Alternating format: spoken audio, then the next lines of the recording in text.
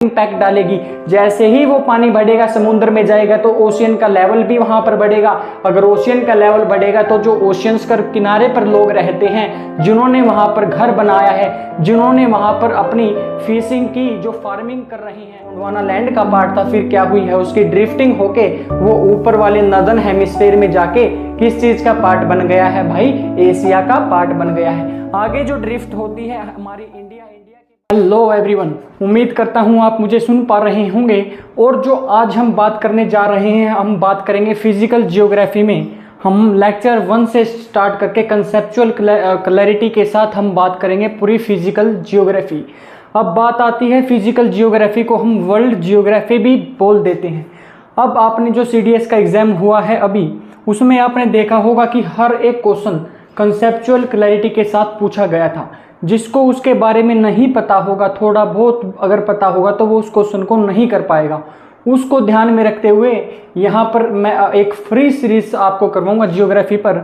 हर एक प्रकार की physical geography, Indian geography, economic geography, human geography, और लास्ट में हम बात करेंगे कॉन्टिनेंट्स की, जैसे कि south America, north America, Africa, Europe, Australia, और हमारे भारत की भी हम तो बात करेंगे ही।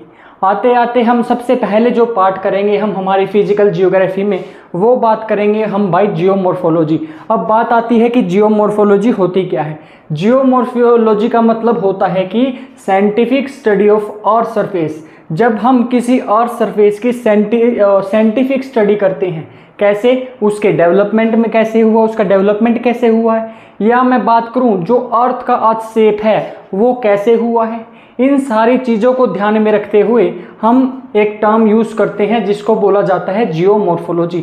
और जो जियोमॉर्फोलॉजी है वहाँ से हम पहले जो डिस्कस करेंगे वो बात करेंगे हम कॉन्टिनेंटल ड्रिफ्ट थ्योरी से। कहाँ से भाई, कॉन्टिनेंटल ड्रिफ्ट थ्योरी से बात करेंगे। और ये जो फ्री सीरीज है, this is specially for this type defence examination, जो कि CDS, CAPF, FCAT और सिविल सर्विस है। और NDA में भी यहाँ से क्वेश्चन आपको मिल जाएगा। NDA में 1 लाइनर क्वेश्चन आते हैं, बट अब जो एग्जाम का पैटर्न देखा जा रहा है उसमें भी थोड़ा सा लेवल क्या हुआ है भाई, इंक्रीज हुआ है। लगभग 20 क्वेश्चन जो थे, 20 क्वेश्चंस थे वो जियोग्राफी से थे। कौन से एग्जाम में, CDS में। CDS एग्जाम में जो 20 क्वेश्चन थे वो कहाँ से थे भाई, 20 क्वेश्चन जो जियोग्राफी से पूछे गए थे। कहाँ से पूछे गए थे भाई, वो पूछे गए थे जियोग्राफी से। अब बात कर लेते हैं पहले कि ये जियोग्राफी होती क्या है भाई। जो आज हम बात करेंगे वो बात करेंगे व्हाट इज जियोग्राफी। क्या बात करेंगे भाई आज हम बात करेंगे जियोग्राफी क्या होती है। उसके बाद जियोग्राफी के डिस्कस करने के बाद जियोमॉर्फोलॉजी का जो पहला पार्ट होगा वो हम स्टार्ट करेंगे कहाँ से, कॉन्टिनेंटल ड्रिफ्ट थ्योरी से। कहाँ से स्टार्ट करेंगे, हम बात करेंगे कॉन्टिनेंटल ड्रिफ्ट थ्योरी से। हर एक चीज यहाँ पर करवाई जाएगी। जितने भी मैं यहाँ पर डायग्राम बनाऊंगा वो डायग्राम आपको क्या करने होंगे भाई, नोट करने होंगे। वही डायग्राम से क्या हो जाएंगे भाई, सारे क्वेश्चंस हो जाएंगे। और जो चीज मैं यहाँ पर लिखूं, you need to write it. अब बात करते हैं हम कि जो ये जियोग्राफी है, और जो आगे हम बात करेंगे, जो मैंने पीछे करवाया होगा लेक्चर में, आगे हम क्या करेंगे वो रिवाइज भी कर लेंगे। और बात आती है कि जियोग्राफी क्या होती है। अब मैंने बोला जियोग्राफी में आपको 2 वर्ड दिखते हैं। एक तो है वर्ड क्या भाई, एक तो जो वर्ड है वो है हमारा खुद जियो। जियो का मतलब क्या होता है, जियो का मतलब होता है अर्थ। जियो का मतलब क्या होता है, अर्थ। ग्राफी का मतलब क्या होता है भाई, ग्राफी का मतलब क्या होता है, वो होता है स्टडी। क्या इसका मतलब क्या हुआ, जब मैं स्टडी करता हूं अर्थ की, जब मैं स्टडी करता हूं अर्थ की। अब मैं बात करता हूं, जो मैं स्टडी ऑफ अर्थ करता हूं उसको मैं क्या बोल देता हूं भाई, जियोग्राफी बोल देता हूं। अब जो ये अर्थ की स्टडी होती है, क्या भाई, जो अर्थ की स्टडी होती है वो किसके रिस्पेक्ट में होती है। अगर इसका एम पूछना चाहूं कि जियोग्राफी का एम क्या होता है, एम का मतलब कि जो ये स्टडी करते हैं हम क्यों करते हैं, ये स्टडी इसलिए की जाती है ताकि टू नो इंटर रिलेशन। ये स्टडी इसलिए की जाती है to know inter relation between humans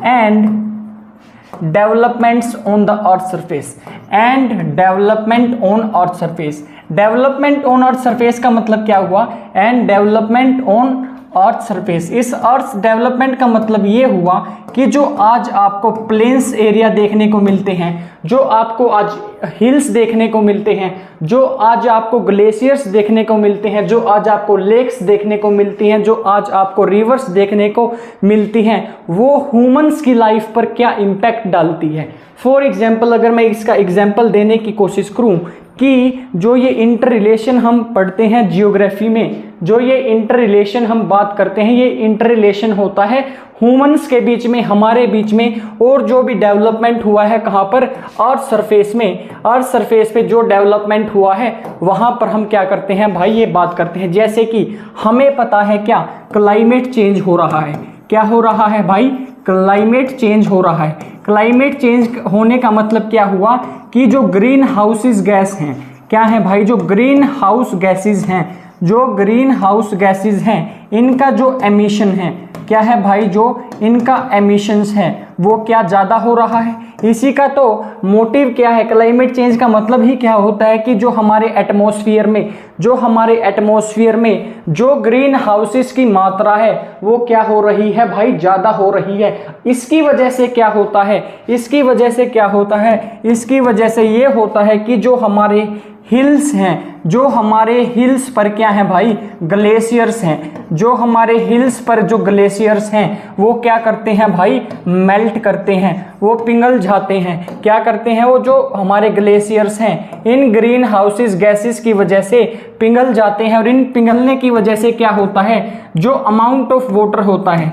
जो हमारी अमाउंट ऑफ वाटर होता है वो क्या हो जाता है भाई, अमाउंट ऑफ वाटर इंक्रीज हो जाता है। कहाँ पर, अमाउंट ऑफ वाटर क्या हो जाता है, इंक्रीज कहाँ पर, रिवर्स में। अब जब रिवर्स में पानी बढ़ जाएगा तो क्या मैं बोल सकता हूँ, रिवर्स में अगर पानी बढ़ेगा तो क्या ये लोगों की जिंदगी पर भी इफेक्ट डालेगा, क्या ये जो सोशल कंडीशंस पर इफेक्ट करेगा। सोशल कंडीशंस पर इफेक्ट कैसे करेगा, अब मैंने बोला किसी रिवर्स में अगर पानी ज़्यादा हो गया है, अगर मैं दिल्ली की बात करूं, आपने देखा होगा यमुना के ऊपर ही लोगों ने क्या कर लिए हैं भाई, अपने घर बना लिए हैं। अब बात क्या होती है, जैसे ही पानी ज़्यादा आने लगता है रिवर्स में, वो क्या है भाई, उनको इम्पैक्ट डालता है। जो भी हाउसेज हैं, जो भी हाउसेज वहाँ पर बने हुए हैं, उन हाउसेज पर क्या करता है भाई, वो इम्पैक्ट तो डालेगा ही।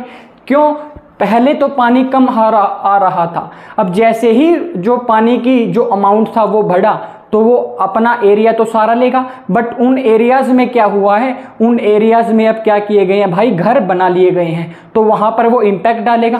क्या मैं बोल सकता हूँ वो सोशल कंडीशंस को इम्पैक्ट करेगा। अब मैंने बोला जब यहाँ से जब रिवर्स में पानी ज़्यादा है तो क्या मैं बोल सकता हूँ जो ओशियंस राइज होगा, ओशियंस में भी राइज होगा, जो ओशियन का पानी होगा वो भी बढ़ेगा। तो यहाँ से ओशियन से क्या मैं एक बात बोल सकता हूँ, जो समुद्र के किनारे पर लोग होंगे, जो ओशियंस के जो हमारे क्या है भाई, ओशियंस हैं, जो ओशियंस के किनारे पर लोग होंगे, क्या वहाँ के कल्चर पर और सोशल कंडीशन पर इम्पैक्ट डालेगा। मैंने बोला डालेगा, क्योंकि जैसे ही समुद्र में पानी बढ़ेगा तो पानी क्या आएगा भाई, अपनी स्पीड के साथ आगे आएगा। वहाँ पर जो लोग होंगे उन पे भी क्या करेगा भाई, इम्पैक्ट डालेगा। जैसे कि जो समुद्र के पास होते हैं वहाँ पे फिशिंग एक मोस्ट इम्पोर्टेंट जो फार्मिंग है की जाती है, वहाँ से क्या की जाती है भाई, फिशिंग की फार्मिंग की जाती है। क्या मैं बोल सकता हूँ जो ये फिशिंग का कल्चर है, पानी ज़्यादा होने की वजह से जो ये फिशिंग का कल्चर होगा ये भी खत्म हो जाएगा। क्या मैं ये बोल सकता हूँ, ये ही तो इंटर रिलेशन होता है ह्यूमंस के बीच में, और जो भी डेवलपमेंट होता है हमारे अर्थ सरफेस पर, ये कैसे समझा जाता है, ये ऐसे ही समझा जाता है। जैसे कि मैंने आपको बताया, पहली बात क्या बताई कि जैसे ही ग्रीन हाउस एमिशंस बढ़ेगा वैसे ही ग्लेशियर्स मेल्ट होंगे।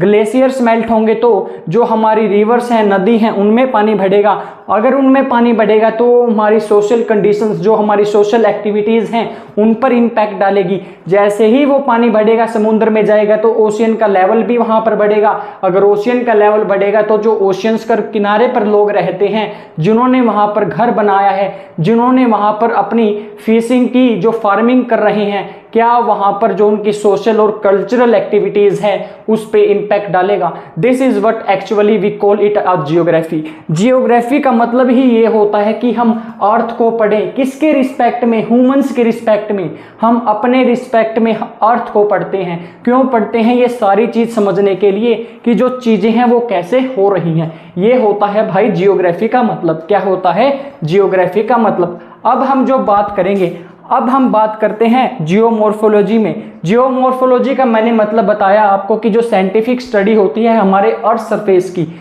जैसे ही उस साइंटिफिक स्टडी को ही अर्थ सरफेस की जो साइंटिफिक स्टडी होती है, कहाँ से कोई उस पर डेवलपमेंट हुआ है या फिर कोई ऐसे फैक्टर्स हैं जिसने उसके पूरे जो फेस है उसको बदल दिया है, उसके इसी को क्या बोलते हैं? हम जियोमॉर्फोलॉजी बोलते हैं। जैसे कि जो पहले कॉन्टिनेंट्स थे, बोला जाता है कि पहले जो ये सारे कॉन्टिनेंट्स थे ये ऑल टुगेदर थे। ये क्या थे भाई? ये ऑल टुगेदर थे। और यही मैं जो थ्योरी है आज आपके सामने जियोमॉर्फोलॉजी में पहली थ्योरी की बात करूंगा। उस थ्योरी का जो नाम है वो क्या नाम है भाई? उस थ्योरी का जो नाम है, उस थ्योरी का नाम है, उस थ्योरी का नाम क्या है? उस थ्योरी का नाम है कॉन्टिनेंटल ड्रिफ्ट थ्योरी। क्या नाम है भाई इसका? इसका नाम है कॉन्टिनेंटल ड्रिफ्ट थ्योरी। इसको बोला जाता है क्या? Continental drift theory. ये थ्योरी क्या बताती है? पहले तो मैं इसके आपको थोड़ा सा फैक्ट बता देता हूं। ये थ्योरी जो थी ये एल्फ्रेड वेगनर ने दी थी। क्या दी थी भाई? This theory was proposed by the Alfred Wegener. किसने की थी भाई? एल्फ्रेड वेगनर ने। एल्फ्रेड वेगनर ने 1912 में ये थ्योरी क्या की थी भाई? 1912 में ये थ्योरी थी जो प्रोपोज की थी। ये क्या की थी भाई? प्रोपोज की थी 1912 में। अब ये कॉन्टिनेंटल ड्रिफ्ट थ्योरी है जो एल्फ्रेड वेगनर ने दी है। ये क्या बताता है? एल्फ्रेड वेगनर क्या बताता है भाई? जो आज आप देखते हैं कि जो आपने आज 7 कॉन्टिनेंट्स आपने पता होगा कि जो 7 कॉन्टिनेंट्स हैं वो आज हैं। ये बताता है कि जो ये 7 कॉन्टिनेंट्स हैं ये पहले क्या थे भाई? पहले जो कॉन्टिनेंट्स थे ये एक पार्ट था। एक ये क्या था भाई? एक टुकड़ा था। एक ये क्या था? मेगा लैंड मास था। जो ये सारे कॉन्टिनेंट्स हैं ये पहले एक मेगा लैंड मास था। और ये मेगा लैंड मास था जो ये क्या हो गया भाई? कॉन्टिनेंट्स में टूट गया। ये क्या हुआ भाई? कॉन्टिनेंट्स में टूट गया। अब कैसे टूटा? वो उसकी रिफ्टिंग हुई और ड्रिफ्टिंग हुई। ये सारी चीजें मैं अभी लिखूंगा। क्या हुई भाई? उसकी रिफ्टिंग हुई और ड्रिफ्टिंग हुई। रिफ्टिंग का मतलब होता है टूट गई। ड्रिफ्टिंग का मतलब होता है ड्रिफ्ट होना। क्या हो गई भाई? सरक गई, अपनी जगह से दूसरी जगह पर चली गई। रिफ्टिंग मतलब टूटना, ड्रिफ्टिंग मतलब एक जगह से दूसरी जगह पर चली गई। अब ये रिफ्टिंग और ड्रिफ्टिंग भी कुछ फोर्सेस की वजह से हुई होगी। ऐसे तो नहीं है कोई चीज है वो अपने आप ही क्या होगी? टूट जाएगी और क्या हो जाएगी? ड्रिफ्ट हो जाएगी। उसके पीछे भी कुछ एक्सटर्नल फैक्टर्स होंगे। उन एक्सटर्नल फैक्टर्स की भी आज हम बात करेंगे। अब मैं आपको बताता हूं कि जो ये एल्फ्रेड वेगनर ने जो ये थ्योरी दी थी ये है क्या। अब मैं ये डायग्राम बनाऊंगा, आपको भी ये डायग्राम बनाना होगा कि जो उसने क्या बोला कि पहले जो क्या था, पहले एक मेगा लैंड मास था। उसने क्या बोला भाई? उसने बोला कि एक क्या था भाई? पहले एक मेगा लैंड मास था। क्या हुआ फिर? एक क्या था भाई? पहले एक मेगा लैंड मास था जिसको क्या बोला जाता है? जिसको बोला जाता है भाई क्या? इसको बोला जाता है पेंजिया। क्या बोला जाता है इसको? इसका नाम था पेंजिया। ये क्या है भाई? ये जो पेंजिया है ये क्या है? ये है एक मेगा लैंड मास। क्या बोला जाता है भाई इसको? Mega land mass. एक बहुत बड़ा टुकड़ा था। क्या था भाई? एक बहुत बड़ा टुकड़ा था जिसको मैं क्या बोलता हूँ? पेंजिया। इसको नाम क्या बोलता हूँ मैं? मेगा लैंड मास था जिसका नाम क्या था भाई? पेंजिया था। और इसके सराउंडिंग में ही क्या भाई? इसके सराउंडिंग में ही क्या थी? इसके जो सराउंडिंग में ही क्या है? इसके सराउंडिंग में ही क्या था? सराउंडिंग में ही क्या था? मेगा ओशियन था। क्या था भाई? इसके सराउंडिंग में ही एक मेगा ओशियन था। मेगा ओशियन था। इस मेगा ओशियन का जो नाम था भाई क्या था? इस जो ये मेगा ओशियन है, जो ये मेगा ओशियन है, इस मेगा ओशियन का ही नाम क्या है? इस मेगा ओशियन को ही मैं क्या बोलता हूं भाई? पैंथालासा। क्या बोलता हूं मैं? पैंथालासा। एल्फ्रेड वैगनर 1912 में जब ये थ्योरी देता है, ये बोलता है कि पहले एक बहुत बड़ा टुकड़ा था। क्या था भाई? एक पहले बहुत बड़ा टुकड़ा था। वो टुकड़ा जो उसका नाम था, मेगा लैंडमास का नाम था पेंजिया। ये पेंजिया को एक सराउंडिंग करती थी एक क्या भाई? मेगा ओशियन था। यहाँ पर क्या था भाई? बहुत बड़ा ओशियन था जो इसको सराउंड करता था। उसका नाम क्या था? पैंथालासा। अब ये क्या बोलता है कि कुछ फोर्सेस की वजह से, कुछ एक्सटर्नल फैक्टर्स की वजह से क्या होता है? कुछ एक्सटर्नल फैक्टर्स की वजह से क्या होता है भाई?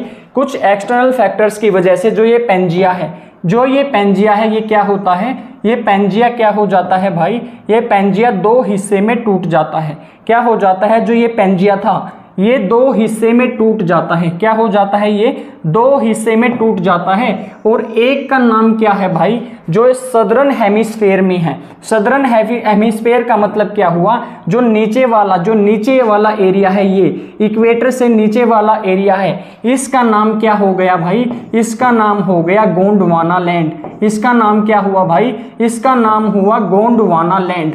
गोंडवाना लैंड। और जो ऊपर वाला हिस्सा था जो नदर्न हेमिस्फेयर में था, जो कहाँ था भाई? नदर्न हेमिस्फेयर में था, उसका नाम क्या हुआ? Laurasia land.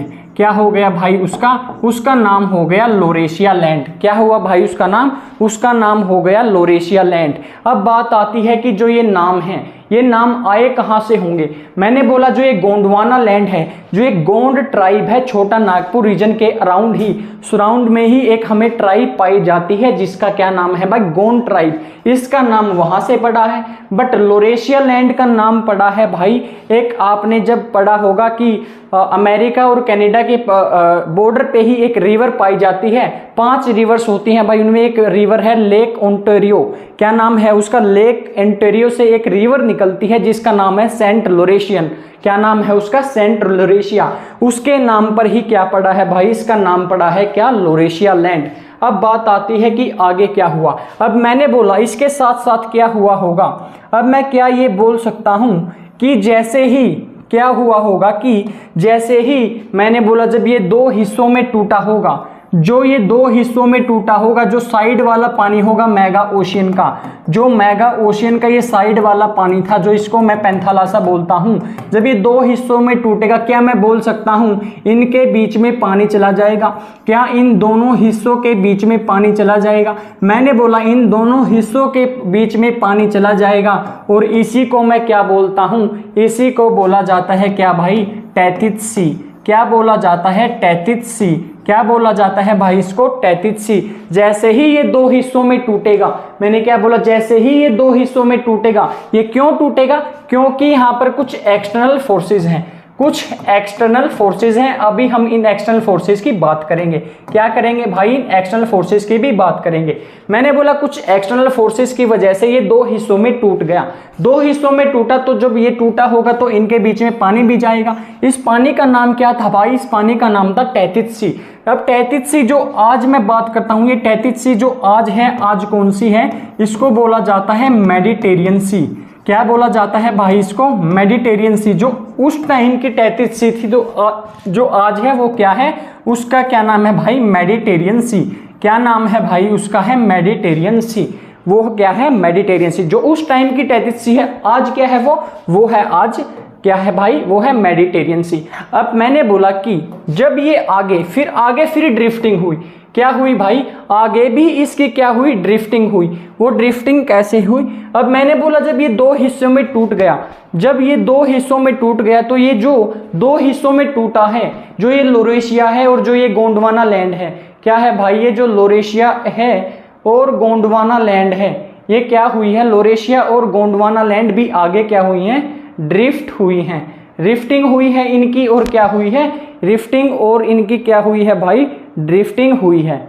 रिफ्टिंग और ड्रिफ्टिंग इन दोनों की हुई है। क्या हुई है भाई? इन दोनों की रिफ्टिंग हुई है और ड्रिफ्टिंग हुई है। रिफ्टिंग और ड्रिफ्टिंग का मतलब क्या हुआ? अब जो ये आगे वाला हिस्सा था, जो ये लोरेशिया लैंड थी, ये आगे ड्रिफ्ट हुई। जो ये लोरेशिया लैंड थी, जैसे अगर मैं बात करूं जो ये हमारा क्या था भाई? ये हमारा दो हिस्सों में टूट गया था। क्या हो गया था भाई, ये हमारा दो हिस्सों में टूट गया था। तो ऊपर वाले का नाम क्या था, जो ऊपर वाले का नाम था वो था लॉरेशिया लैंड। क्या नाम था भाई इसका, इसका नाम था लॉरेशिया लैंड। क्या नाम था इसका, इसका नाम था लॉरेशिया लैंड। और जो नीचे वाले का नाम था वो नाम था गोंडवाना लैंड। क्या नाम था भाई, इसका नाम था गोंडवाना लैंड। अब क्या हुआ, आगे फर्दर रिफ्टिंग और ड्रिफ्टिंग हुई। रिफ्टिंग और ड्रिफ्टिंग का मतलब होता है, रिफ्टिंग का मतलब होता है टूटना, ड्रिफ्टिंग का मतलब होता है वो वहां से खिसक गया। क्या होगा भाई, ड्रिफ्टिंग का मतलब क्या होता है, वो वहां से खिसक गया। अब जब ये रिफ्टिंग हुई और ड्रिफ्टिंग हुई, कुछ एक्सटर्नल फैक्टर्स से वजह से ही हुई होगी, मैंने बोला हाँ। जब ये कुछ एक्सटर्नल फैक्टर्स की वजह से हुई है तो क्या मैं बोल सकता हूँ ये आगे भी कुछ दो हिस्सों में आगे भी ये जो लॉरेशिया लैंड होगी टूटेगी। मैंने बोला जो लॉरेशिया लैंड है ये आगे फर्दर ड्रिफ्ट हो जाती है, फर्दर रिफ्ट हो जाती है, टूट जाती है। वो किस में टूटती है, वो टूट जाती है नॉर्थ अमेरिका में, वो टूट जाती है नॉर्थ अमेरिका में, वो टूट जाती है ग्रीनलैंड में। वो क्या टूट जाती है भाई, ग्रीनलैंड में। वो टूट जाती है कहाँ भाई, वो टूट जाती है हमारे यूरोप में। वो टूटती है आगे, जो टूटती है वो आगे जो टूटेगी वो टूटती है भाई रसिया में भी। क्या टूटती है भाई, वो रसिया में भी टूट जाती है। और आगे ही आगे ईटीसी में लगा दूंगा, आगे भी ये क्या होती है, रिफ्ट हो जाती है। ऐसे ही जो हमारी गोंडवाना लैंड है, ऐसे ही जो गोंडवाना लैंड है वो टूट जाती है हमारी कहाँ, साउथ अमेरिका में। कहाँ पर, साउथ अमेरिका में। ऐसे ही आगे टूटती है ये कहाँ पर, अफ्रीका में, अफ्रीका में। अफ्रीका के बाद अगर मैं बात करूं ये टूट जाती है इंडिया में। इंडिया जो था हमारा पहला पार्ट था गोंडवाना लैंड का, फिर उसकी ड्रिफ्टिंग हुई है। क्या हुई है, उसकी ड्रिफ्टिंग हुई है, वो वहां से खिसक के ऊपर चला गया और एशिया का पार्ट बना है। क्या बना है, पहले वो गोंडवाना लैंड का पार्ट था। इसका मतलब क्या हुआ, अभी मैं डायग्राम बना के भी बताऊंगा कि वो पहले गोंडवाना का पार्ट था, गोंडवाना लैंड का पार्ट था, फिर क्या हुई है उसकी ड्रिफ्टिंग होके वो ऊपर वाले नॉर्दर्न हेमिस्फीयर में जाके किस चीज का पार्ट बन गया है भाई, एशिया का पार्ट बन गया है। आगे जो ड्रिफ्ट होती है हमारी इंडिया, इंडिया के बाद अगर मैं बात करूं, इंडिया के बाद अगर मैं बात करूं ऑस्ट्रेलिया, ऑस्ट्रेलिया के बाद अगर मैं बात करूं एंटार्क्टिका। क्या भाई, एंटार्क्टिका। अगर मैं एंटार्क्टिका के सबसे बड़े माउंटेन की बात करता हूं, यहां पर भी कुछ फैक्ट भी बता देता हूं कि एंटार्क्टिका का जो सबसे बड़ा माउंटेन होता है वो होता है माउंट विंसन। क्या नाम होता है भाई उसका, उसका जो सबसे बड़ा माउंटेन होता है एंटार्क्टिका में, जो सबसे बड़ा हमारा क्या होता है, माउंटेन होता है, उसका नाम होता है क्या भाई, माउंट विंसन। ये ऐसे टूट जाता है। यहां पर आप एक और लिख लेना कि जो हमारी लॉरेशिया लैंड है यहाँ पर किस चीज में वो टूट जाती है, ये एशिया में टूट जाती है। कहाँ पर टूट जाती है भाई, ये एशिया में भी क्या हो जाती है, टूट जाती है। और आगे ETC। अब आपको चीजें याद क्या रखनी है, जो मैंने ये चीजें लिखवाई हैं कि जो ये लॉरेशिया लैंड है ये किस चीज में टूटती है। क्या भाई, जो ये लॉरेशिया लैंड है ये किस चीज में टूटती है। और जो अभी मैंने बताया आपको, जो ये हमारी कौन सी है, गोंडवाना लैंड है, ये किन दो पार्ट में क्या हो जाती है भाई, टूट जाती है। ये हमें क्या रखना होगा भाई, याद रखना होगा। साथ ही साथ जो एंटार्क्टिका का सबसे बड़ा माउंटेन होता है वो होता है कौन सा, माउंट विंसन। कौन सा होता है भाई, माउंट विंसन होता है सबसे बड़ा माउंटेन। ऐसे ही फिर आगे क्या हुआ, ऐसे ही जब मैं अगर आगे बताऊं आगे क्या हुआ इस थ्योरी में, इस थ्योरी में जो आगे होता है वो ये होता है कि जैसे ही ये टूट जाते हैं सारी चीज, मैंने क्या बताया, लॉरेशिया लैंड कहाँ पर टूटी भाई, ये अगर मैं डायग्राम बनाऊं, अगर मैं इस चीज का डायग्राम बनाता हूं, ये किस चीज में टूटी है भाई, ये है हमारा नॉर्थ अमेरिका। अब मैं नीचे की तरफ आता हूं, जब नीचे की तरफ आता हूं, जब ये है हमारा क्या, साउथ अमेरिका। यहाँ पर जब आती है बात, यहाँ आ जाती है ग्रीनलैंड की। ऐसे ही आगे जाते जाते यहाँ पर क्या है भाई हमारा, यहाँ पर है यूरोप। यहाँ पर क्या है हमारा, यूरोप। नीचे की तरफ जो हमें यहाँ पर देखने को मिलता है, जो यहाँ पर ये हमें देखने को मिलता है भाई, थोड़ा सा रफ डायग्राम है, इसको मैं क्या बोलता हूँ, अफ्रीका। ये क्या होती है भाई, ये होता है अफ्रीका, ये होता है यूरोप, ये होता है यूरोप, ये होता है, इसका नाम क्या है भाई, ग्रीनलैंड। क्या नाम है इसका, इसका नाम है ग्रीनलैंड। ये है हमारा नॉर्थ अमेरिका, इसका क्या नाम है, इसका नाम है नॉर्थ अमेरिका। और जो ये है हमारा, इसका जो नाम है, इसका नाम क्या है भाई, इसका नाम जो है इसका नाम है साउथ अमेरिका। इसका नाम क्या है भाई, ये है हमारा साउथ अमेरिका, इसका नाम है साउथ अमेरिका। आगे जब बात आती है, आगे क्या होता है, यूरोप के बाद जो आता है हमारा यहाँ पर जो आता है अफ्रीका के बाद जो यहाँ पर हमारा क्या पार्ट था भाई, पहले हमारा जो भारत था वो अफ्रीका के साथ में ही था। क्या था भाई, हमारा पहला जो भारत था वो अफ्रीका के साथ में था। उसके बाद में ड्रिफ्टिंग होके ये ऊपर चला गया। मैं यहाँ पर एरो भी लगा देता हूँ कि ड्रिफ्टिंग होके यहाँ पर जो हमारा एशिया है, यहाँ पर हमारा जो एशिया है ये ड्रिफ्टिंग होके क्या हो गया है भाई, यहाँ पर एशिया का पार्ट बन गया है। ये क्या हुई है, यहाँ पर इसकी ड्रिफ्टिंग हुई है। ड्रिफ्टिंग की वजह से क्या हो गया है भाई, ये ऊपर की तरफ चला गया है। और यहाँ पर जो हमें नीचे की तरफ यहाँ पर देखने को मिलता है, जिसका नाम क्या है, इसका नाम है हमारा ऑस्ट्रेलिया।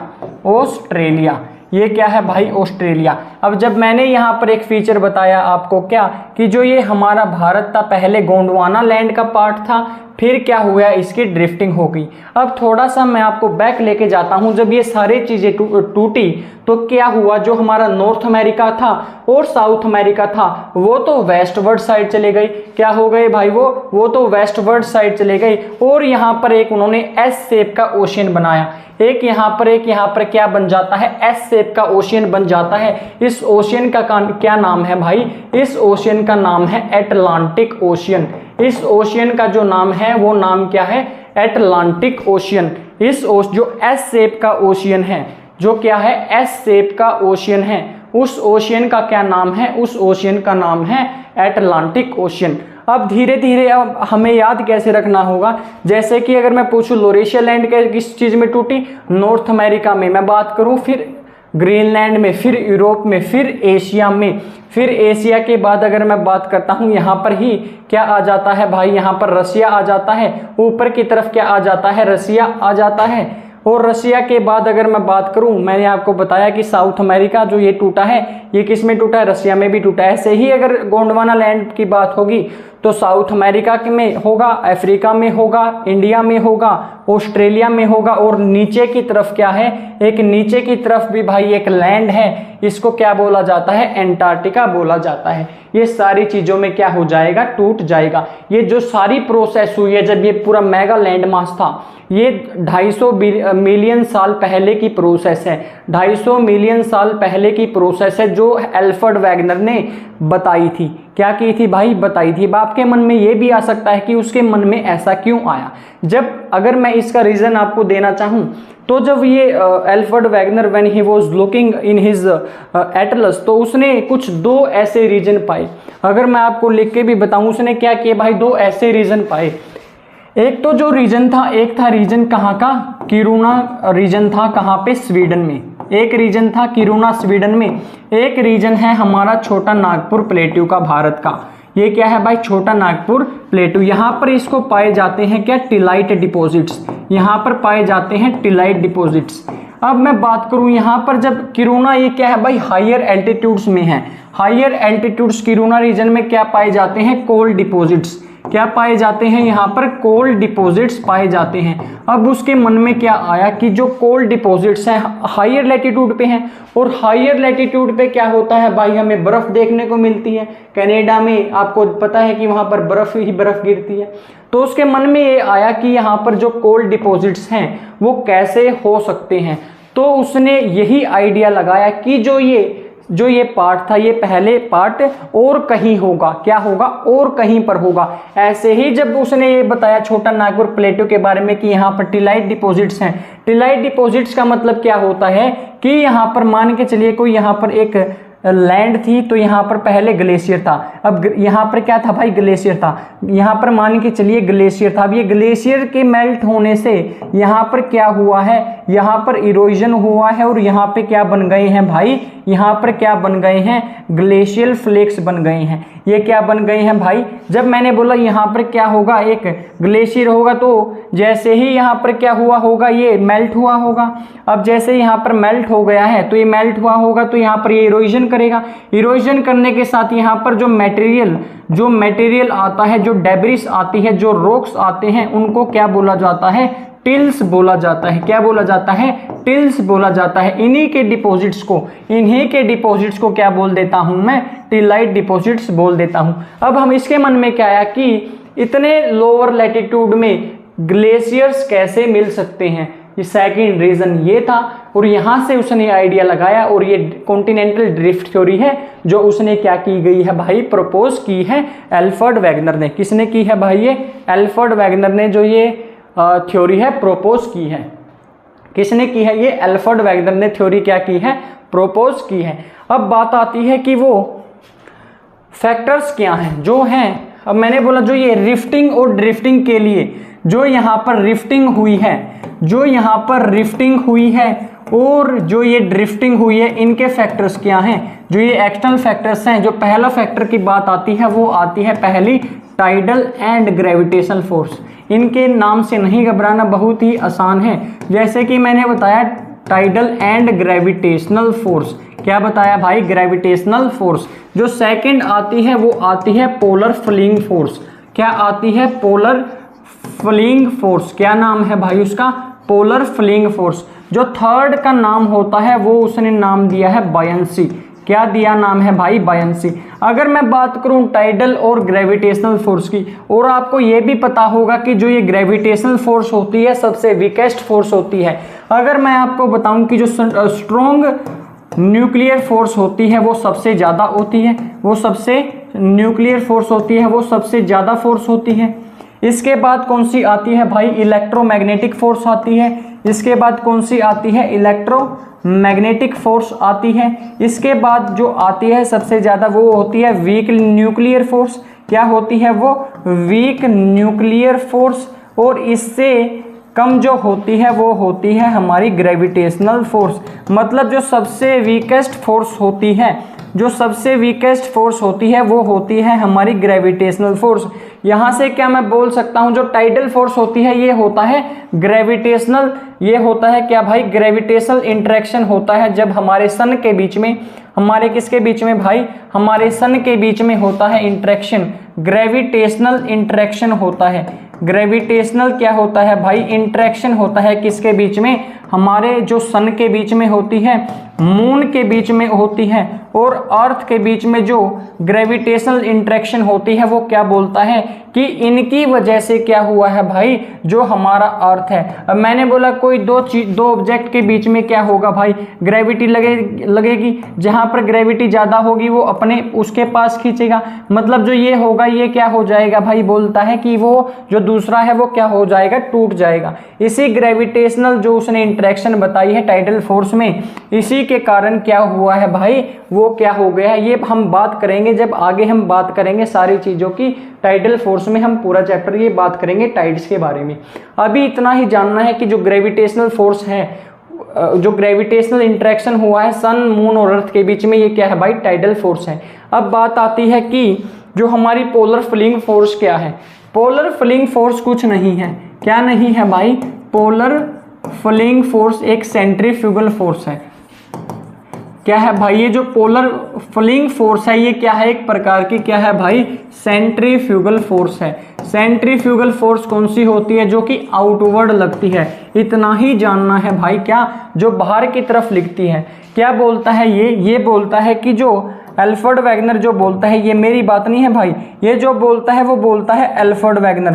कौन बोलता है भाई ये सारी चीजें? Alfred Wegener. वो जब बोलता है कि जो ये हमारी अर्थ की जो शेप है, वो बोलता है कि जो हमारी अर्थ की शेप है वो क्या है? ओब्लेट स्फेरॉइड है। ओब्लेट स्फेरॉइड का मतलब क्या हुआ? जो मैंने आपके सामने ये शेप बनाई है इसको बोलते हैं ओब्लेट स्फेरॉइड। और मैं अगर नाम दूसरा बताऊं इसका बोला जाता है जियोइड। क्या बोलता है? जियोइड। अब क्या बोलता है कि जो हमारा अर्थ है वो क्या बोलता है? अगर हमारा अर्थ है वो वेस्ट टू ईस्ट मूवमेंट कर रहा है। क्या बोलता है कि जो वेस्ट टू ईस्ट मूवमेंट कर रही है हमारी पृथ्वी, अगर हमारी पृथ्वी वेस्ट टू ईस्ट डायरेक्शन में घूम रही है तो क्या मैं बोल सकता हूं जो यहां से फोर्स लगेगी ये बाहर की तरफ, ये क्या कर रहा है भाई? ऐसे घूम रहा है। अगर ये हमारी अर्थ है तो ये क्या हो रही है भाई? ऐसे घूम रही है। ऐसे क्या हो रही है भाई? घूम रही है। घूम रही है मतलब क्या हुआ कि यहाँ की जो बाहर की तरफ जो ये फोर्स लगेगी, जब ये ऐसे घूमेगी तो यहाँ की तरफ जो फोर्स लगेगी, जो यहाँ बाहर की तरफ फोर्स लगेगी, इसको मैं क्या बोलता हूँ, सेंट्रीफ्यूगल फोर्स या फिर पोलर फ्लिंग फोर्स बोलता है। इस जो यहाँ पर ये फोर्स लगी है, जो ऊपर का लैंड मास है, जो ऊपर का लैंड मास है क्या बोलता है, जो हायर लैटिट्यूड का लैंड मास है वो क्या बोलता है कि वो कहाँ पर आ गया है, वो आ गया है इक्वेटर के पास में। अब मैं आपसे पूछना चाहता हूं, क्या ऐसा है कि जो हमें सारे कॉन्टिनेंट्स हैं वो हमें इक्वेटर के पास देखने को मिलते हैं? मैंने बोला ऐसा नहीं है, क्योंकि हायर लैटिट्यूड्स पे जब हम ऊपर जाते हैं 10 डिग्री 20 डिग्री 30 डिग्री, तो हायर लैटिट्यूड्स में जाते हैं, वहां पर हमें देखने को मिलता है रसिया देखने को मिलता है, अमेरिका देखने को मिलता है, कनाडा देखने को मिलता है। तो इसकी बात यहाँ पर भी गलत होगी। पहले इसलिए गलत होगी कि ग्रेविटेशनल फोर्स इतने बड़े टुकड़े को तोड़ ही नहीं सकती। पहली तो जो क्रिटिसिज्म हुआ खुद इसकी, उसने जो फोर्स एक्सप्लेन की, ये फोर्स ही क्या हो गई, इसकी क्रिटिसिज्म हो गई। बोल हाँ या ना? मैंने बोला हाँ। अब बोलता है जो ये यहाँ पर, अब मैंने बोला अगर ये बाहर के पास जो फोर्स लग रही है तो अंदर एक फोर्स और लगती है। क्या भाई? जो अंदर एक फोर्स लगती है, इसको कंट्रोल करने के लिए अंदर की तरफ जो फोर्स लगती है उसका नाम होता है सेंट्रीपिटल फोर्स। इतना ही याद रखना है कि जो बाहर की तरफ होती है वो सेंट्रीफ्यूगल होती है, अंदर की तरफ जो फोर्स लगेगी, जो यहाँ पर बाहर की तरफ फोर्स लगेगी वो होती है सेंट्रीफ्यूगल। वो कौन सी होती है भाई? सेंट्रीफ्यूगल। और इसको बैलेंस करने के लिए जो अंदर फोर्स लगेगी वो कौन सी होगी? वो होगी सेंट्रीपिटल फोर्स। कौन सी हो जाएगी भाई? वो हो जाएगी सेंट्रीपिटल फोर्स। ये बोलता है पोलर फ्लिंग फोर्स में कि जैसे ही हमारा अर्थ मूवमेंट करता है, हमारा अर्थ घूमता है, उसकी वजह से जो ऊपर का लैंड मास है वो क्या हो गया है, इक्वेटर के पास आ गया है। बट ऐसा हमें नहीं देखने को मिलता। तो ये जो पहली बात तो उसकी ग्रेविटेशनल की थी, वो सबसे वीकेस्ट फोर्स है, वो तो हो हमारा क्या हो गया, क्रिटिसिज्म हो गया। यहाँ पर भी क्रिटिसिज्म ये हुआ कि यहाँ पर जो आज हमें हायर लैटिट्यूड्स पे कॉन्टिनेंट्स देखने को मिलते हैं, और ये बोलता है कि इक्वेटर के पास क्या हो गए हैं, हमारे सारा जो लैंड मास है इकट्ठा हो गया है। ये बात भी ऐसी नहीं है। जो थर्ड बात करता है बायंसी के बारे में, ये बायंसी में क्या बोलता है कि जो हमारा लैंड मास है, क्या बोलता है कि जो हमारा लैंड मास है, जो हमारा लैंड मास है वो क्या है भाई? लैंड मास फ्लो करता है किसके ऊपर? लैंड मास जो है हमारा फ्लो कर रहा है ओवर ओशियन। क्या कर रहा है भाई? फ्लो कर रहा है ओवर ओशियन। बट ये जो हमारा लैंड मास है ये ओशियन के ऊपर फ्लो नहीं करता, ये फ्लो करता है मैग्मा के ऊपर। आगे हम बात करेंगे, अगली जो थ्योरीज हैं उनमें हम बात करेंगे भाई क्या ये सारी चीजें के बारे में। बट ये इस टाइम क्या बोलता है कि जो लैंड मास है वो क्या करता है, फ्लो करता है हमारे ओशियन के ऊपर। किसकी वजह से? बायंसी की वजह से। बायंसी का मतलब क्या हुआ कि मान के चलिए कोई एक बकेट है, जब मैं इस बकेट को, यहाँ पर नीचे पानी है, जब मैं यहाँ पर इस बकेट को नीचे डालने की कोशिश करता हूँ, जब मैं इस बकेट को नीचे डालने की कोशिश करता हूँ तो ये बकेट क्या आती है, ऊपर आती है। जो ये फोर्स लगती है जो इसको ऊपर की तरफ धकेलती है, इसको ही बोला जाता है बायंसी। और दूसरा नाम हो जाता है इसका अप थ्रस्ट फोर्स। क्या हो जाता है? इसका नाम हो जाता है अप थ्रस्ट फोर्स। जो अप थ्रस्ट का मतलब जो ऊपर लगती है। मैंने तो बाल्टी को नीचे दबाया पर बाल्टी क्या हो गई भाई, ऊपर अपने आप आई। ऐसा नहीं होता, वहां पर लगती है हमारी अप थ्रस्ट फोर्स या फिर मैं बोलूं बायंसी फोर्स। ये भी इसका क्रिटिसिज्म हो गया क्योंकि वो ओशियंस के ऊपर फ्लो नहीं करता। वो क्या नहीं करता भाई? ओशियंस के ऊपर फ्लो नहीं करता। तो कहां पर करता है वो? अभी तक आपको ये याद रखना है कि वो मैग्मा के ऊपर फ्लो क्या करता है। अब हमने बात किया है कि जो हम इसके फैक्टर्स थे वो हमने बात की जो कि खुद इसके क्रिटिसिज्म बन गए। और अब हम बात करते हैं इसके जो इसने एविडेंस दिए थे, और फिर हम अपना लेक्चर क्या करेंगे भाई, बाइंड अप करेंगे। जो पहला इसने एविडेंस दिया था वो एविडेंस था जिगसॉ-फिट। इसने क्या बोला कि जिगसॉ-फिट का मतलब क्या होता है कि जैसे कि मैं अगर बात बताऊं, अगर आज कोई दो चीज अलग हो गई है, मैंने बोला आज ये दो हाथ हैं मेरे, वो अलग हो गए हैं। क्या हो गए हैं भाई? दो हाथ हैं मेरे, अलग हो गए हैं। पहले क्या हुआ होगा? जिगसॉ-फिट का मतलब अगर ये दो अलग हुए हैं तो पहले क्या होंगे भाई? ये एक साथ होंगे, ऐसे इंटरलॉक होंगे, एक दूसरे के अंदर आते होंगे। क्या होते होंगे भाई? ये एक दूसरे के अंदर आते होंगे। जैसे मैं बात करूं, अगर ये दो पेन हैं, दो पेन आज अलग हैं तो कुछ साल पहले 250 मिलियन साल पहले जो ये दो पार्ट होंगे, ये क्या होंगे भाई, ऐसे इकट्ठे जुड़े होंगे, एक दूसरे के अंदर क्या हो जाएंगे, फिट हो जाएंगे। इसी को बोला जाता है जिगसो फिट एविडेंस। क्या बोला जाता है इसको, जिगसो फिट एविडेंस। अगर मैं एग्जांपल देता हूं, क्या जो बल्ज ऑफ ब्राजील है, जो बल्ज ऑफ ब्राजील है वो हमारे गल्फ ऑफ ग्यूनिया, जो कि कहां पर है, गल्फ ऑफ ग्यूनिया के अंदर, गल्फ ऑफ ग्यूनिया के अंदर जो कि अफ्रीका में है, अफ्रीका के ईस्ट साइड में है। और ये कहां पर है, हमारा बल्ज ऑफ ब्राजील है हमारा साउथ अमेरिका में।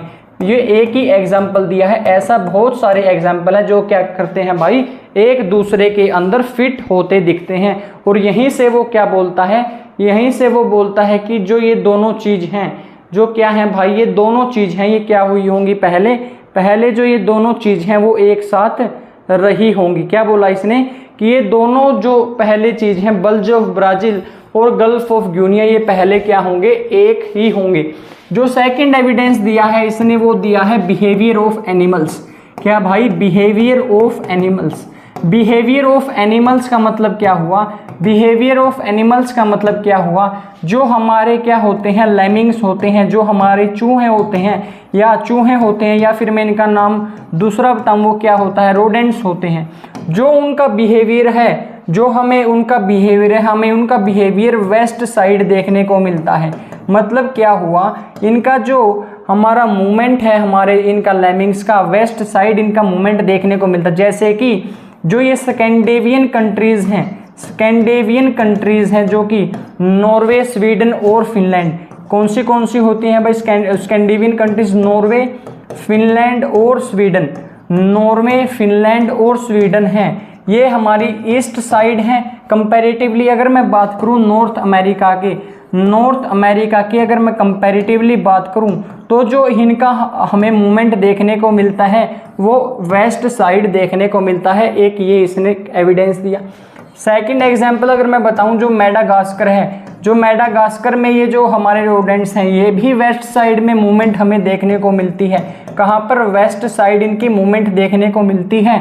वो किसकी तरफ देखने को मिलती है, ये हमारी अफ्रीका की तरफ। मतलब क्या हुआ, जब ये चूहे वेस्ट साइड जाते हैं तो इससे यहाँ पर इसने कंक्लूजन क्या निकाला, इसने बोला कि जब ये इस साइड अगर मूवमेंट कर रहे हैं, इस तरफ भाग रहे हैं, तो पहले क्या हुआ होगा, ये दोनों पार्ट साथ में होंगे, जिसकी वजह से ये अपने बचाव के लिए कोई नेचुरल कैलेमिटीज आ जाती है, ये कोई ऐसा एक्सट्रीम इवेंट होता है, अपनी जान बचाने के लिए क्या करते हैं, ये वेस्ट साइड भागने लगते हैं। क्यों, क्योंकि ये पहले भी क्या हुआ होगा, दोनों पार्ट क्या होंगे भाई, एक साथ में क्या होंगे, ये दोनों ही क्या होंगे, पहले एक पार्ट होंगे।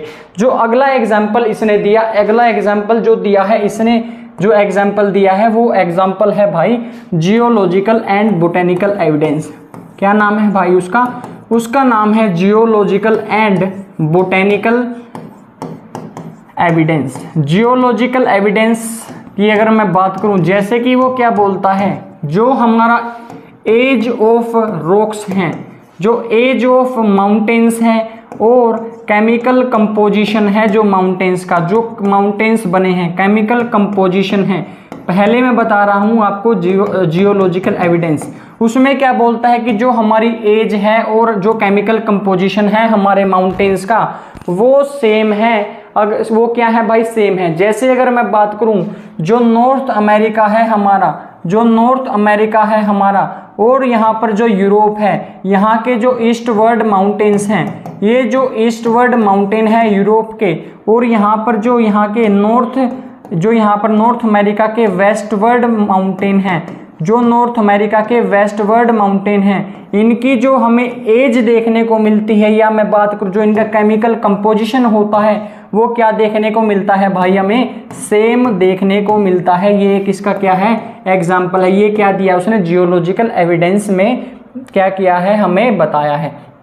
सेकंड, अगर जियोलॉजिकल एविडेंस में अगर मैं बात करूं बोटेनिकल एविडेंस की, बोटेनिकल एविडेंस में जो एक एविडेंस आता है ग्लोसोपेट्रिस वेजिटेशन का, ग्लोसोपेट्रिस वेजिटेशन है जो हमारी, जो ग्लोसोपेट्रिस वेजिटेशन है, ये कहाँ पर है भाई, इन द कार्बोनिफोरस रॉक्स। कौन से रॉक्स में, कार्बोनिफोरस फेरस रॉक्स के अंदर कहाँ कहाँ पर ये पाई जाती है, हमारे जो ग्लोसोपेट्रिस वेजिटेशन होती है, याद रखना ये कहाँ पाई जाती है, इन कार्बोनिफेरस रॉक्स।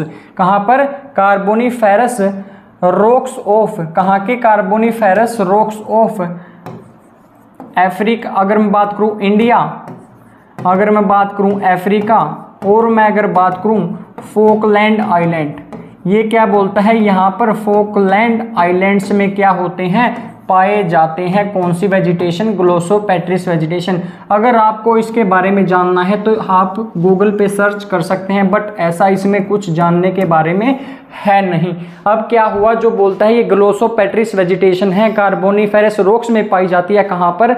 हमारे भारत में, हमारे भारत में, और कहाँ पर? हम अफ्रीका में, फोकलैंड में, और फोकलैंड आइलैंड्स में ये क्या होती है, पाई जाती है। और अगला जो एविडेंस इसने दिया है, अगला एविडेंस अगर मैं बात करूं, वो मैंने आपको अभी डिस्कस किया था, वो क्या था भाई, टिलाइट डिपॉजिट्स का। क्या था वो? टिलाइट डिपॉजिट्स का। टिलाइट डिपॉजिट्स मैंने आपको अभी बताया कि टिलाइट डिपॉजिट्स क्या होते हैं। It is related with the glaciers. ये जो टर्म्स हैं टिलाइट, ये किससे रिलेटेड है? अगर एग्जाम में आता है ये किससे रिलेटेड है? Related to glacier. क्या है भाई? रिलेटेड टू ग्लेशियर ये टर्म है। क्या होता है, अगर मैंने माना कि कोई छोटा नागपुर का रीजन था, छोटा नागपुर का रीजन था, और यहाँ पर क्या था भाई, पहले क्या था, क्या थे यहाँ पर, यहाँ थे ग्लेशियर्स। क्यों थे? क्योंकि ये पहले और ऐसी जगह पर रहा होगा जहाँ पर क्या हो सकता है, ग्लेशियर्स बन सकता है। अब इसने बोला जब इसकी ड्रिफ्टिंग हुई, जब ये अपनी जगह से दूसरी जगह पर खिसक गया, तो जो ये ग्लेशियर्स है इसकी यहाँ पर क्या हुई, इरोजन हुआ। क्या हुई यहाँ पर? इसका इरोजन हुआ, वेदरिंग हुई, जो सारी चीज़ें हैं यहाँ पर हुई, और ये ग्लेशियर्स यहाँ पर चला गया। और जो ग्लेशियर्स का जो ये जो इरोजन किया इसने, जो इरोजन किया उसका जो ये शेप्स ऐसे बन गया, और यहाँ पर आके नीचे जो ग्लेशियर्स थे, जो यहाँ पर इरोजन हुआ, यहाँ से जो डेब्रिस टूटे वो यहाँ पर आके क्या हो गए भाई, गैदर हो गए, गैदर हो गए। और इन्हीं डेब्रिस को बोला जाता है टिल्स। क्या बोला जाता है? टिल्स। इनके डिपॉजिट्स को बोला जाता है टिलाइट डिपॉजिट्स। क्या बोला जाता है? टिलाइट डिपॉजिट्स बोला जाता है। और यहाँ पर जो ये इसने ऐसा स्ट्रक्चर बनाया है, इसको बोला जाता है ग्लेशियल फ्लेक। क्या बोला जाता है भाई? ग्लेशियल फ्लेक बोला जाता है। एक एविडेंस इसने दिया जो कि छोटा नागपुर रीजन में क्या है, हमें देखने को मिलता है। अब मैंने यहाँ पर आपको 4-5 एविडेंस बताए। पहला जिग्सोफिट का, दूसरा बिहेवियर ऑफ एनिमल्स का, तीसरा जियोलॉजिकल और बोटेनिकल एविडेंस, चौथा मैंने आपको बताया आपको टिलाइट डिपॉजिट्स के बारे में। अब जब ये थ्योरीज प्रोपोज की गई, हाँ, अलग अलग जो वहाँ पर साइंटिस्ट थे उस टाइम पे जब ये थ्योरीज प्रोपोज की गई, तो जो जैसे कि हर एक इंसान को दिक्कत होती है, कोई चीज़ जब कोई देता है तो वो उसकी सराहना ना करके, उसको अप्रेज ना करके वो क्या करता है, उसमें कुछ गलती ढूंढने लगता है। तो ऐसा ही काम वहाँ पर वेस्टर्न स्कॉलर्स ने किया। जब इसने ये काम किया तो इसकी थ्योरीज में जब इसने खुद ही थोड़ा सा इसने क्या किया, क्रिटिसिज्म अपनी थ्योरी में खुद ही पैदा किया, जैसा कि मैंने आपके फोर्स के बारे में बताया। और फिर जो स्कॉलर्स थे, जो भी हमारे जो वहाँ पर साइंटिस्ट थे, उन्होंने जब ये क्वेश्चंस पूछे कि जो ये ड्रिफ्टिंग है, ये ड्रिफ्टिंग है एकदम कैसे हुई, ये एकदम स्टार्ट कैसे हुई, ये जो फोर्स हैं क्या एक्चुअली में ही ये फोर्स रिस्पॉन्सिबल है। अब थर्ड जो इसने पूछा कि जो आपने ये नहीं बताया कि जो आइलैंड्स हैं, जो माउंटेन्स हैं, ये कैसे बने, इनके लिए उसने कुछ एजम्पशंस दिए थे। उसने बोला कि जो हमारा कॉन्टिनेंटल क्रस्ट है, एक ओशियन क्रस्ट है। ओशियन क्रस्ट का मतलब क्या हुआ, जो समुद्र के नीचे वाली धरती है, और जो हमारे कॉन्टिनेंटल क्रस्ट होता है जो यहाँ पर हम चलते हैं, ठीक है। अब जब बोलता है यहाँ पर दोनों क्या करती हैं, ये टकराती हैं, तो जहाँ का ये जो बीच का जो मटेरियल होता है वो बेंड हो जाता है और क्या करता है, माउंटेन बना देता है। इसने कुछ एजम्पशंस दिए, ये क्या है, ठीक नहीं है। और जब आइलैंड्स पूछे जाते हैं तो ये बोलता है कि जैसे अगर मेडागास्कर एक आइलैंड कंट्री है, पहले जो ये मेडागास्कर था ये क्या था भाई, ये पार्ट थे अफ्रीका के, इंडिया भी पार्ट था अफ्रीका का। क्या था भाई, इंडिया भी यहाँ पर पार्ट था, यहाँ पर क्या था, मेडागास्कर भी था। अब बोला कि इनका क्या हुआ, ये बात हुई कि इनकी जो स्पीड है उसमें डिफरेंस आ गया, due to differential in speed. Due to differential in speed जो हमारा भारत था वो तो ऊपर चला गया और क्या हो गया, एशिया का पार्ट बन गया, बट इसकी स्पीड इतनी कम थी कि ये ऊपर जा ही नहीं पाया और ये क्या हो गया, यहाँ पर एक छोटा सा टुकड़ा बच गया जिसका नाम क्या हो गया, मेडागास्कर इसने नाम किया। और यहाँ पर क्या बन गए भाई, ये आइलैंड्स बन गए। बट ऐसा नहीं है, आइलैंड्स कैसे बनते हैं मैं आपको बताऊंगा आगे जब हम बाउंड्रीज पढ़ेंगे, कितनी प्रकार की बाउंड्रीज होती हैं। अब ये उसने कुछ एजम्पशंस दिए थे, कुछ उसने माना था, जो भी उसके मन में आया उसने बता दिया। अब जब ये स्कॉलर्स ने क्रिटिसिज्म, यहाँ पर आप खुद भी निकाल सकते हैं कि सारा ही इसका जो चीज़ है वो क्रिटिसिज्म, जो इसने एविडेंस बताया, एविडेंस लगभग ठीक है, जो इसने कुछ फोर्सेस बताई हैं वो क्या है, इसकी खुद क्या बन गई हैं भाई, वो क्रिटिसिज्म बन गए हैं। इसने ये नहीं बताया कि एकदम ये सारा जो सारी चीज़ हुई है वो कैसे हुई है। जब ये क्रिटिसिज्म हुआ तो फिर डिफरेंट थ्योरीज आने लगी, बट जो ये थ्योरीज थी कॉन्टिनेंटल ड्रिफ्ट थ्योरी, इसने एक बेस तैयार कर दिया कि आगे जो थ्योरी आएगी इस थ्योरी को ध्यान में रखते हुए ही क्या होगी भाई, आगे वाली थ्योरीज प्रोपोज की जाएंगी, क्योंकि जो इसने बताया लगभग ठीक था, वो एक बेस बन सकता है किसी अगली थ्योरीज के लिए। और वही जो स्कॉलर्स थे उन्होंने काम किया और उसके बाद लोगों ने क्या की भाई, थ्योरीज दी और थ्योरीज क्या की भाई, प्रोपोज की और आगे बताया जो भी उन्होंने बताना था। अब हम जो आज का जो हमारा लेक्चर था वो यहीं तक था। कल हम जो बात करेंगे ये थ्योरीज आपको क्या करनी है भाई, आप क्या कर सकते हैं, इस थ्योरीज को मैंने पूरा एक्सप्लेन किया, तो आप इस थ्योरीज को कैसे लिख सकते हैं। पहले आप लिखेंगे कि ये थ्योरी है क्या, what is continental drift theory, continental drift theory है क्या। अगर आप इसको ऐसे लिखेंगे तो आपका क्या हो जाएगा भाई, आपके दिमाग में सारी चीज़ें रहेंगी और एक क्वेश्चन के रूप में क्या हो जाएगा, आपका तैयार हो जाएगा।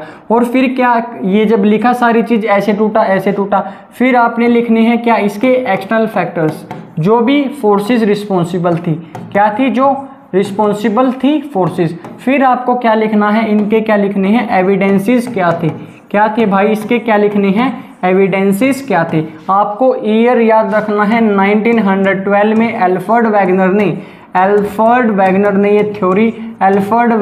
ये थ्योरी प्रपोज की थी।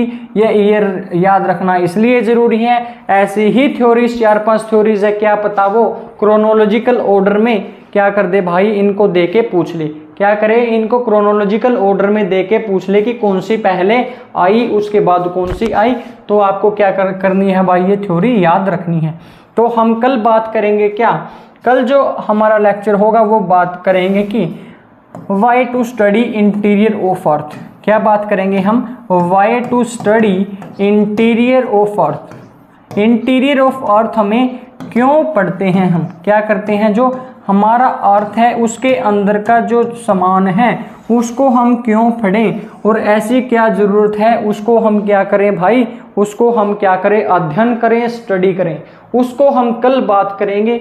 और आज का जो हमारा लेक्चर था वो यहीं तक था, हम मिलेंगे कल, तब तक के लिए tata and bye bye, see you in the next lecture, bye bye.